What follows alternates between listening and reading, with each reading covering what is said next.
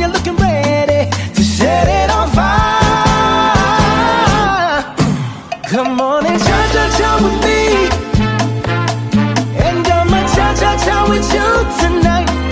Oh, I like it like that. She working that back. I don't know how to act. Ooh.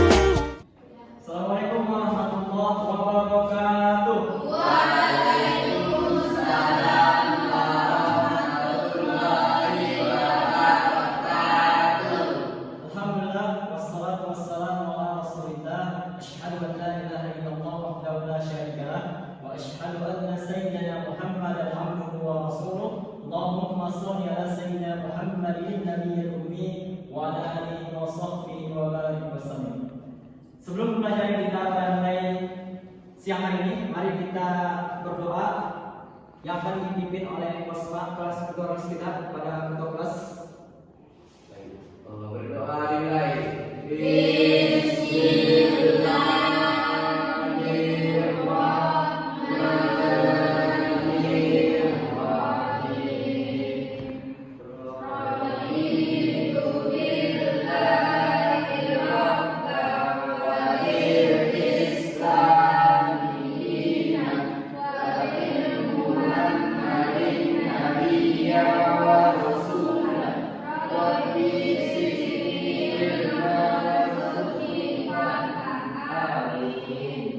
Alhamdulillah, mudah-mudahan pembelajaran kita pada siang hari ini diberkahi oleh Allah Subhanahu wa taala. Amin ya rabbal alamin.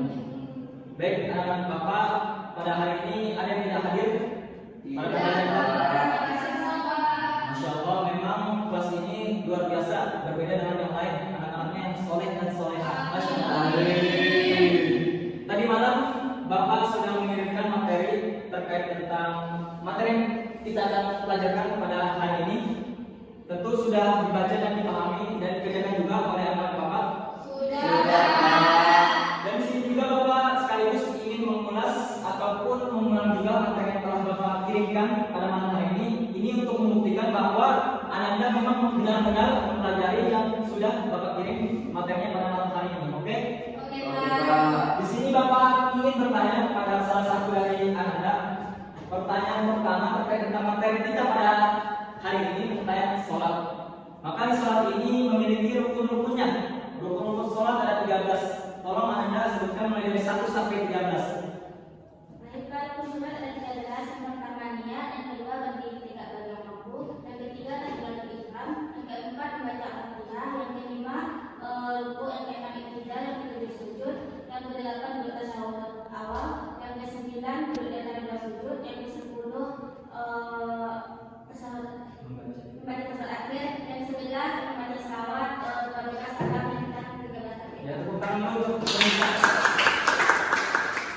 Dan di dalam sholat ini ada syarat-syarat sah sholat dan juga syarat-syarat wajib sholat. Coba Bapak ini bedakan antara syarat-syarat sah sholat dengan syarat-syarat wajib sholat. Baik Pak, bedanya itu kalau anak kecil yang belum balik dan belum memenuhi syarat sholat, seringnya tidak wajib sholat. Nah, sedangkan orang dewasa yang sholat tanpa wudu sudah memenuhi syarat-syarat sholat, syarat-syarat wajib itu, tetapi syarat sah tidak terpenuhi sehingga sholat itu tidak sah dan harus diulang kembali. Ya, tahu untuk Anda. Kemudian terkait tentang materi yang Bapak kirim tadi malam, apakah ada timbul di benak pikiran atau analisis saudara terkait tentang saudara kata? Kemudian pertanyaan terakhir terkait tentang dalil sholat. Tolong anak Bapak bacakan dalil terkait tentang sholat. Baik Pak, bismillahirrahmanirrahim. Waalaikumsalam warahmatullahi wabarakatuh. Dalam surat Al-Baqarah ayat 43 yang artinya dirikanlah sholat dan bayarlah zakat dan berbuat beserta orang-orang yang berkuat. Ya, terima kasih anak Bapak yang sudah menjawab pertanyaan yang sudah Bapak laporkan. Terkait tentang sholat ini kita akan membahas pada hari ini mulai dari takbiratul ihram sampai salam. Dan di sini juga kita akan mengulas sedikit terkait tentang perbedaan-perbedaan mazhab yang memang sudah disepakati oleh para ulama terkait tentang sholat ini. Ada dari mazhab Syafi'i, Hanafi, Hambali maupun Maliki. Maka di sini sebelum kita masuk materi terlebih dahulu, kita lebih baik untuk mempraktekkan salah satu dari anak-anak Bapak juga sesuai dengan video yang telah Bapak kirimkan tadi malam. Dan nanti anak-anak Bapak yang lain silakan analisis apa kesalahan-kesalahan yang dilakukan oleh anak Bapak ini nanti yang salah satu ini telah melakukan sesuatu ini.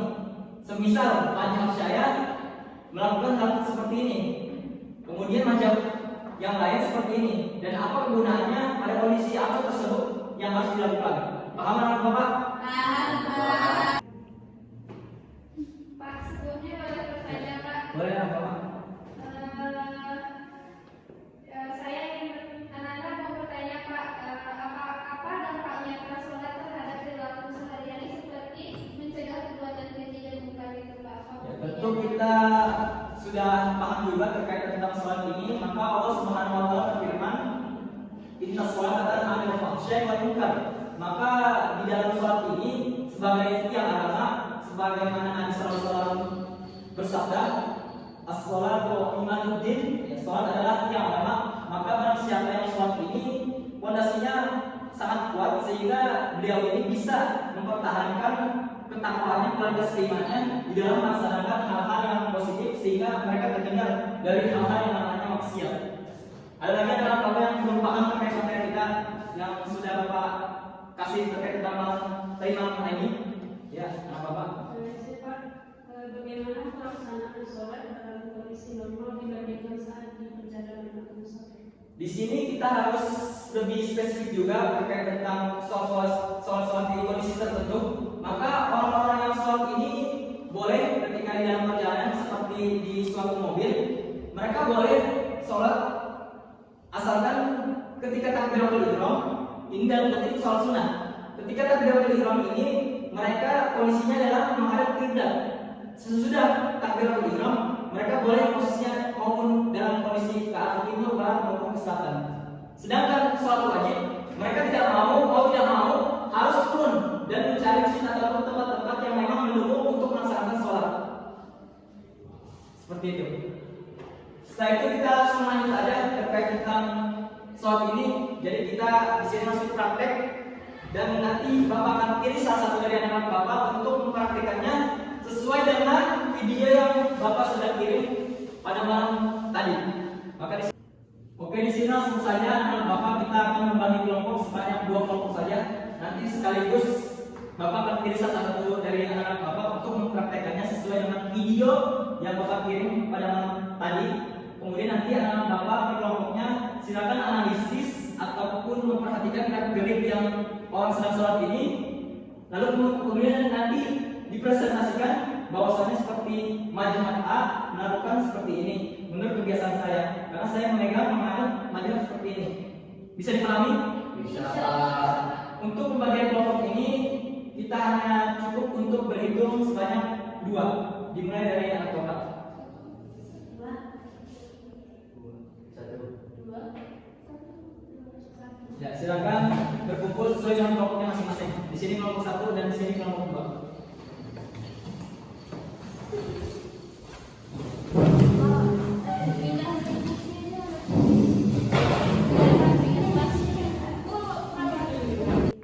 Oke, di sini sudah duduk sesuai dengan kelompoknya masing-masing. Kemudian di sini Bapak akan menunjuk salah satu dari anak Bapak untuk mempraktekannya sesuai dengan video yang sudah Bapak kirim pada malam hari tadi.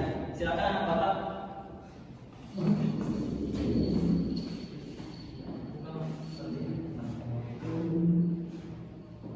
Jadi anak Bapak kelompok 1 dan kelompok 2 silakan perhatikan.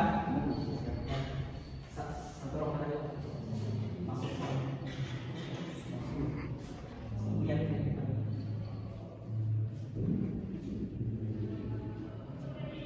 Kan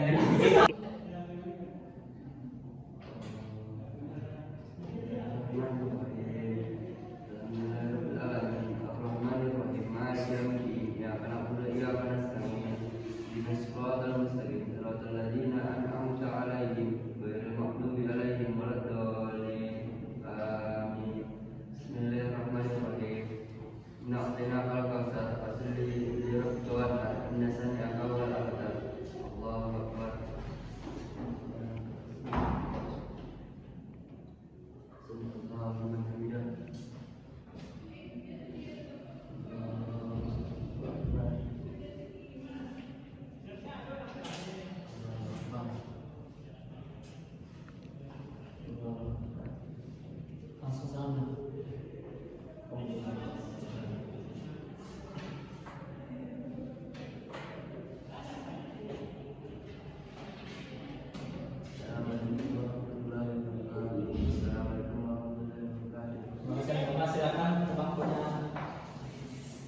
biasa.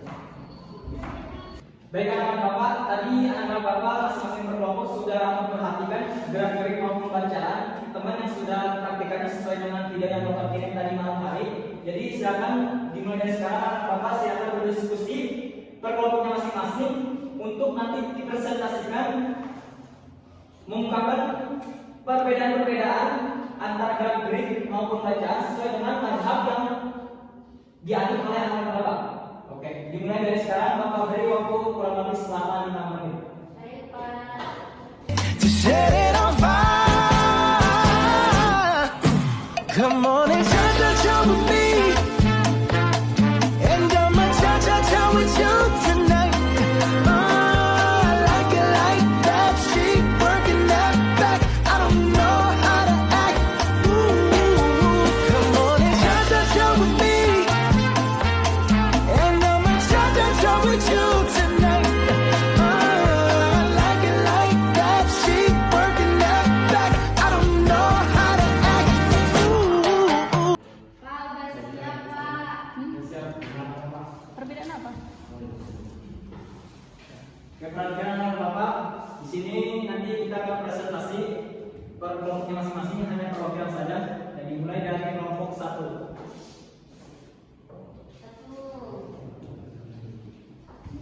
Di sini, Pak. Ini Pak ke depan. Di sini aja. Assalamualaikum warahmatullahi wabarakatuh.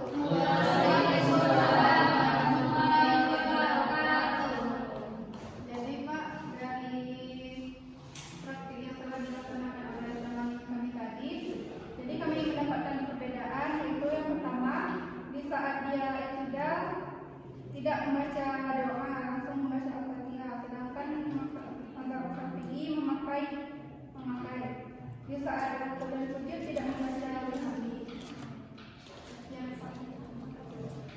Yang pertama kelompok 1. Selanjutnya kita kelompok 2 diserahkan. Baik, kami dari kelompok 2. Saya perwakilannya untuk menyampaikan perbedaan dari yang telah dicontohkan. Yang pertama itu ada pada Syafi'i, itu ketika pembacaan basmalah itu dilafazkan seperti bismillah. Kalau di mazhab Maliki itu tidak dilafazkan atau tidak diucapkan, langsung alhamdulillah alamin. Kemudian bersedekah Hanafi tangan kanan di atas, tangan kiri di bawah pusar. Tapi tangan kanan di atas, tangan kiri diletakkan di atas pusar di bawah dua dada. Posisi dari saat sahur, Hanafi berlutut diangkat ketika membaca kalimat tauhid la ilaha dan diturunkan saat lillah. Maliki menunjuk digerakan selama tasyahud. Sekian dari kepada Terima kasih kepada anak-anak Bapak sudah mendengar Bapak. Sebelum penguatan materi nanti yang akan Bapak kuatkan terkait tentang materi kita pada siang hari ini terkait tentang sholat, kita SPG terlebih dahulu, yaitu dengan tepuk semangat. Terlebih SPG-nya seperti ini. Perhatikan anak Bapak, tepuk semangat ya. Oke, 1, 2, 3, tepuk semangat. Dan ding ding ding, dung dung dung, dan ding ding ding, dung dung dung. Aha aha wa aha aha dan aha aha semangat. Oke? Dimulai dari sekarang, tepuk semangat. Dan ding ding ding, dung dung dung, dan ding ding ding, dung dung dung.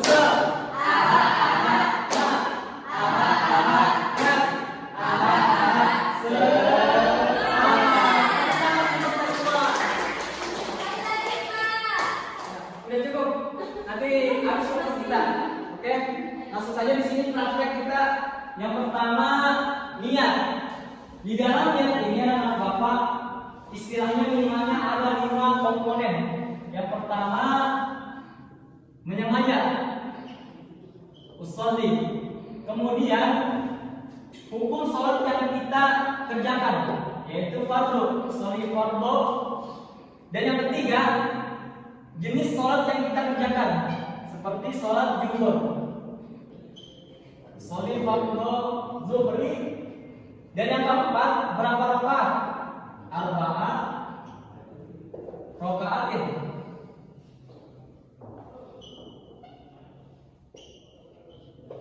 Kemudian statusnya imam atau makmum. Di sini kita tulis saja imam. Kemudian yang terakhir, lillahi ta'ala. Adapun mustaqbilal kiblati menyengaja untuk menghadap kiblat, adapun adaan tunai itu hanya pelengkap. Bisa dimakan dengan Bapak? Bisa, Kak.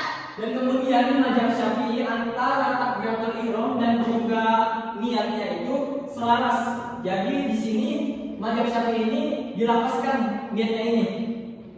Istilahnya seperti ini. Antara takbiratul ihram dan niatnya ini sama-sama.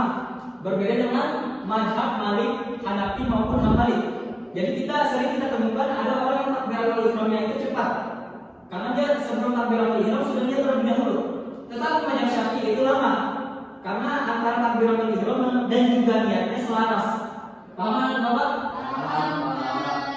Kemudian posisi waktu takbiratul ihram. Jadi di sini ada dua pandangan. Yang pertama mazhab Syafi'i, yaitu lebih disarankan digunakan oleh pria. Jadi dia sampai ke daun telinga. Sedangkan yang sampai ke pundak bisa digunakan juga oleh perempuan maupun laki-laki. Tapi di sini lebih disarankan perempuan. Kenapa? Karena di dalam sholat ini perempuan lebih tertutup, lebih baik. Bisa dimakan? Bisa. Setelah takbiratul ihram kita posisi tangan. Dan di posisi tangan ini ada berbagai macam pandangan sesuai dengan mazhabnya masing-masing. Yang pertama mazhab Syafi'i. Mazhab Syafi'i yang akan Bapak posisinya ada dua. Yang pertama di atas jantung. Jadi kalau kita lihat ada orang yang gerakan sholatnya ini posisinya di atas jantung, jadi kita jangan mudah memahamkan bahwa hal tersebut adalah bidah. Karena ini memang ada ditemukan bahwa mazhab Syafi'i pada riwayatnya pernah melihat Nabi melakukan posisi sholatnya seperti ini. Kemudian yang kedua, mazhab Syafi'i juga posisinya di atas lutut, di bawah dada. Jadi posisinya di tengah-tengah. Kemudian mazhab Maliki, dilepas. Jadi kita kalau ada lihat orang waktu kondisi sholatnya seperti ini, kemungkinan besar memang itu adalah mazhab Maliki. Dan mazhab Maliki juga ada dua. Yang pertama dilepas, kemudian yang kedua itu di atas pusat. Kemudian Imam Hanafi beda, dia di bawah lutut. Jadi kita sering melihat seorang seperti ini.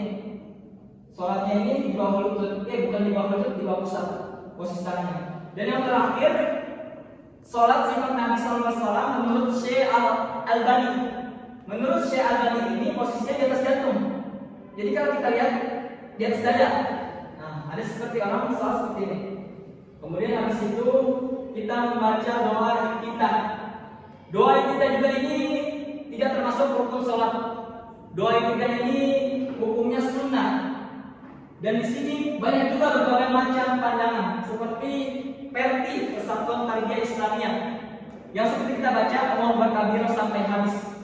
Ada juga sahabat Nabi yang sampai Allahu Akbar kabir walhamdulillahi kabir wa subhanallahi wa sudah cukup. Ada juga Imam Syafi'i mulai dari tinggi wajahnya sampai habis. Ada juga yang sampai alhamdulillah hamdan katsiran thayyiban mubarakan fi.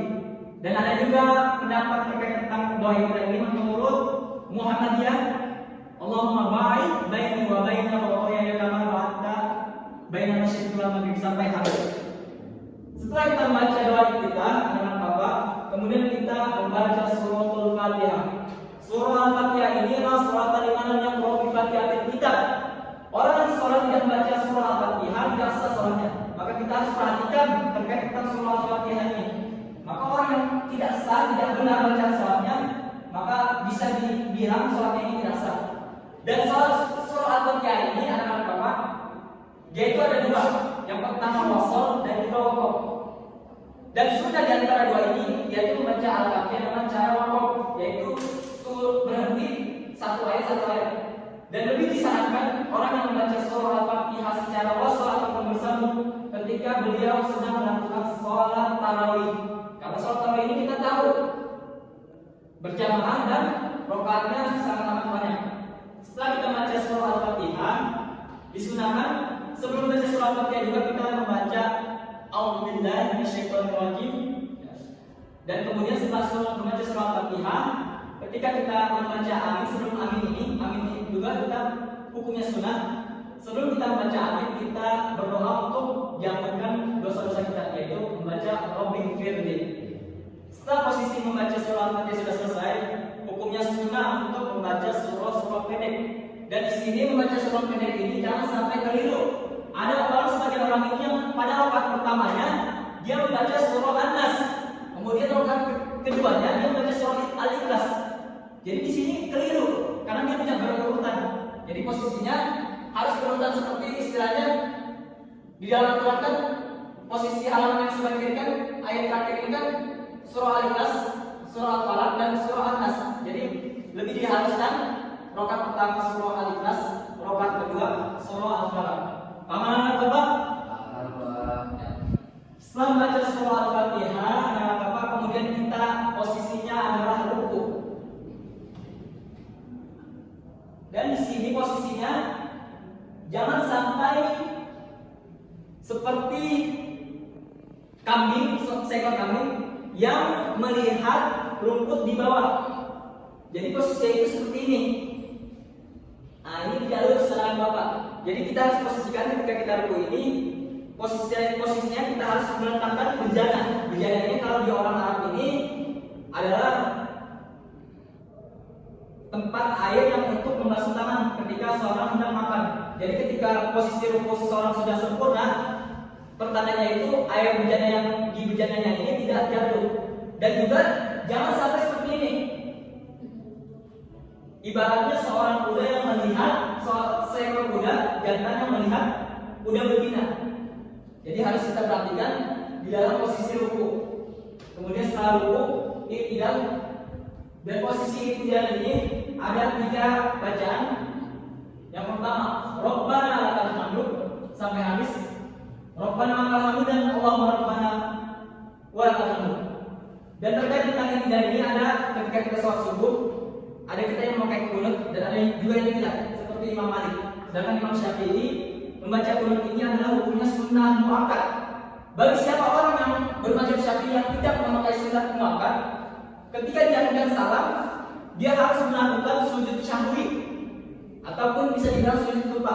Dan bacaannya subhanallah la yanamu wa la yasku. Ketika habis sujud syahwi, salam. Dan sering Bapak temukan banyak imam-imam ini yang membaca keliru ketika membaca kunut. Ketika dia membaca wasol lillah, di akhirnya itu dia dibaca wabarak wasallam. Padahal kita harus posisikan ketika kita membaca wasol lillah itu akhirnya itu wabarak wasallim. Dan kita kalau ingin membaca wabarak wasallam, awalnya harus wasallallahu karena dia ini adalah fi'il madhi. Ini fi'il madhi dan madhi. Jadi jangan sampai kita keliru, kita membaca wasallallahu tapi di akhirnya ini wabarak wasallim. Jadi itu hal-hal yang harus diperhatikan oleh anak-anak Bapak. Kemudian setelah witir, kemudian setelah selesai kunut, kita kemudian hendak melakukan sujud. Dan di sini ada Bapak posisi sujud yang harus terkena oleh sejadah ada 6. Yang pertama, 2 ujung kaki, seluruh jari-jari kaki ini, kemudian lutut, kedua lutut, kemudian 2 telapak tangan. Posisinya ada 7 anggota tubuh yang harus tersentuh oleh sejadah dan juga kening. Lalu bagaimana dengan hidung? Adapun hidung di dalam bermadzhab ini mustahab, yaitu dianjurkan. Dan posisi duduk di antara 2 sujud seperti duduk di antara 2 sujud ini namanya adalah duduk iftirash. Paham Bapak? terakhir disebut dengan duduk tawadhu. Jadi di sini harus perhatikan anak Bapak terkait tentang duduk ini juga, duduk di antara dua sujud. Setelah duduk di antara dua sujud yang biasanya kami temukan terkait tentang sholat ini, ketika seorang hendak bangkit dari sujudnya, ketika ingin melanjutkan rakaat selanjutnya, tidak masalah. Banyak orang mempermasalahkan boleh duduk sebentar, langsung bangkit atau langsung. Karena memang keduanya dibolehkan oleh Nabi SAW. Ketika Nabi SAW masih muda, beliau ketika sujud langsung bangkit tanpa duduk istirahat.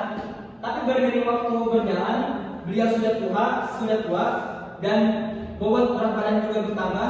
Jadi posisi Nabi ini ketika setelah sujud dan hendak berdiri, beliau ini duduk istirahat namanya. Paham Bapak? Dan kemudian tadi Bapak sedikit lupa, ketika orang hendak sujud juga, banyak orang mempermasalahkan antara ruku dulu menyentuh sejadah atau tangan. Maka di sini juga diposisikan seperti yang tadi, hendak bangkit dari sujud. Ketika Nabi SAW sewaktu muda, beliau ini langsung, yaitu dengan menyentuh lutut ketika hendak sujud. Tetapi beriring dengan umur faktor usia yang selesai ini, beliau selanjutnya itu tangan terlebih dahulu untuk menyentuh sejadah, lalu kemudian lutut dan melakukan sujud. Dan di sini disarankan dan disunahkan ketika orang hendak bangkit dari tasyahud awal, maka di sini dianjurkan melakukan takbiratul ihram ini. Karena ini posisi takbiratul ihram ini disunahkan ada 3. Yang pertama takbiratul ihram pertama, yang kedua waktu bangkit dari tasyahud awal, dan yang ketiga hendak iktidal. Ya. Jadi di situ yang disarankan oleh berbagai mazhab melakukan takbiratul ihram. Kemudian adapun salam yang pertama memang rukunnya adalah rukun dari sholat. Ada kemudian salam yang kedua rukunnya sunnah. Tetapi posisi salam ini ditemukan oleh sahabat Nabi itu tidak hanya sekedar seperti ini, tapi menggerakkan kepalanya sampai pipinya Nabi ini terlihat ke belakang. Maka dengan orang yang sering sholat ini, leher umat muslim ini sehat. Kenapa? Karena di dalam sholat ini orang-orang muslim melakukan sholat sebanyak 17 rakaat per hari. Itu hanya sekedar sholat wajib, belum sholat tahiyatul masjid maupun sholat sunnah yang lainnya. Setelah pembelajaran kita pada siang hari ini terkait tentang sholat, sesudah Bapak menguatkan materi kita ini, di sini anak Bapak akan Bapak berikan pertanyaan-pertanyaan sesuai dengan materi kita pada hari ini. Kepada anak Bapak terkait tentang sholat ini, apa hal yang harus Anda lakukan ketika Anda menemukan seseorang di dalam sholat berjamaah ini yang pelajarannya ini di luar pengetahuan anak Bapak?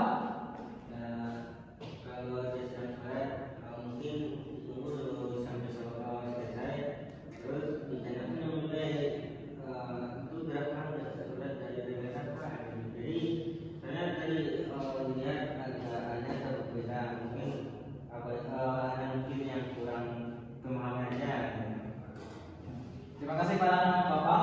Kemudian terkait tentang materi kita juga pada hari ini pada saudara, setelah anak Bapak perhatikan dan teliti terkait tentang tata cara mulai dari gerak-geriknya maupun bacanya, apa gerakannya atau pembacaan yang Anda harus perbaiki yang sebelumnya memang keliru ataupun salah yang sudah Anda lakukan?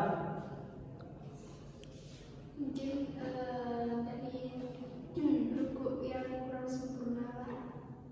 Kemudian Bapak yang harus sempurna seperti apa Bapak? Apa Pak? Yang sempurna ruku ini seperti apa? Sejajar Pak, enggak dengan tangannya. Terima kasih anak Bapak. Dan terkait tentang materi kita pada hari ini, pertanyaan terakhir untuk saudari, untuk anak Bapak terkait tentang sholat ini. Ketika Anda diposisikan di suatu tempat dan Anda ini melakukan sholat secara berjamaah, Dan yang dipegang oleh jamaah mayoritas kampung ini tidak sesuai dengan mazhab Anda. Maka apa yang Anda harus lakukan?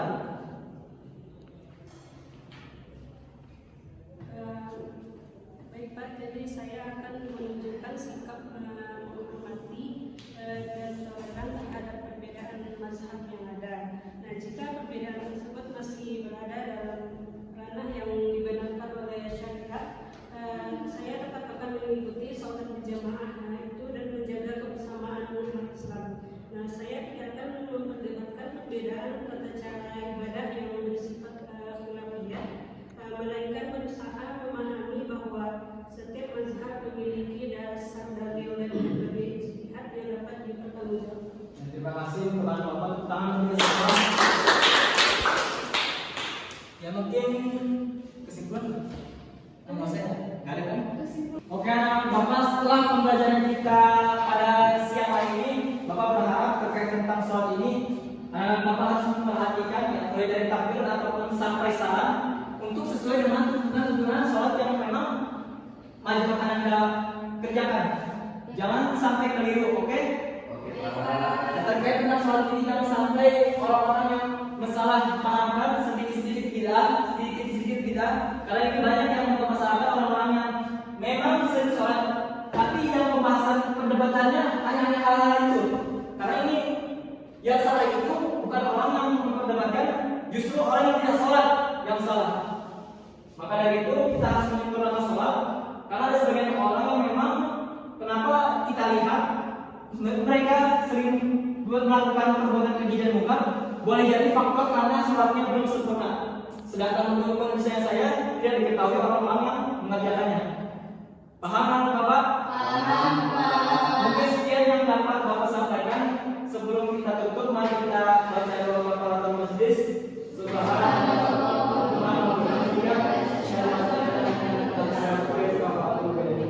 Terima kasih atas segala perhatian. Mohon maaf atas segala kesalahan.